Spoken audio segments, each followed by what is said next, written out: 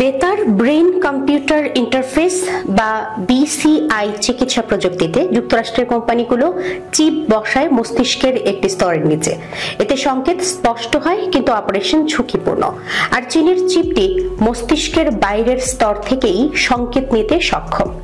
এতে ঝুঁকি কম থাকে। চীনের বেইজিং এর এক সরকারি হাসপাতালের কম্পিউটারে হঠাৎ চীনা ভাষায় ভেসে ওঠে, আমি খেতে চাই। এটি কোনো কিবোর্ড বা ভয়েস মেসেজ দিয়ে লেখা হয়নি। লেখাটি এসেছে এক নারীর চিন্তা থেকে।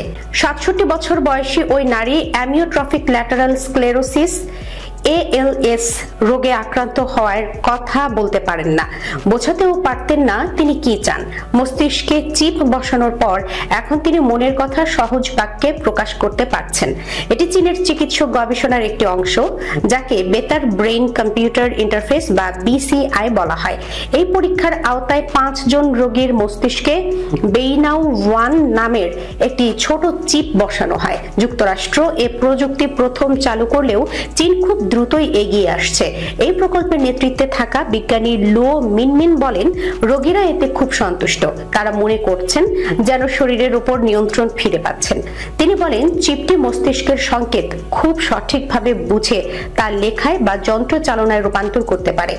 লুও জানান, আগামী 1 বছরে আরো 50 থেকে 100 রোগীর উপর এই পরীক্ষা চালানোর পরিকল্পনা রয়েছে। প্রযুক্তিটি নিরাপদ ও কার্যকর প্রমাণিত হলে তা সারা বিশ্বে ব্যবহার করা যাবে। ঢাকায় বিশেষজ্ঞ চিকিৎসক, নার্স ও সরঞ্জাম পাঠাচ্ছে ভারত। যুক্তরাষ্ট্রের ইলন মাস্কের কোম্পানি নিউরালিঙ্কো এখনো পর্যন্ত 5 জন রোগীর শরীরে চিপ বসিয়েছে। আরেক মার্কিন কোম্পানি সিনক্রোন 10 জন রোগীর ওপর এ পরীক্ষা চালিয়েছে, যাদের মধ্যে 6 জন যুক্তরাষ্ট্রের আর 4 জন অস্ট্রেলিয়ার।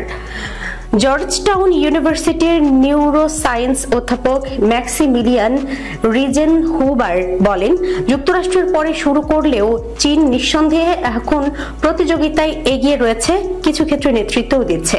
এটা অত্যন্ত রোমাঞ্চকর যে উভয় দেশই এখন এই প্রযুক্তির সম্ভাবনা উপলব্ধি করে গবেষণায় তৎপর। বাজার গবেষণা প্রতিষ্ঠান প্রেসিডেন্স রিসার্চের মতে 2024 সালে ব্রেইন প্রযুক্তির বাজার ছিল প্রায় $260 কোটি, যা 2034 সালের মধ্যে বেড়ে দাঁড়াতে পারে $1240 কোটি। তবে চীন ও যুক্তরাষ্ট্র দুই দেশের জন্যই এটি শুধু অর্থনৈতিক নয়, বরং কৌশলগত দিক থেকেও গুরুত্বপূর্ণ।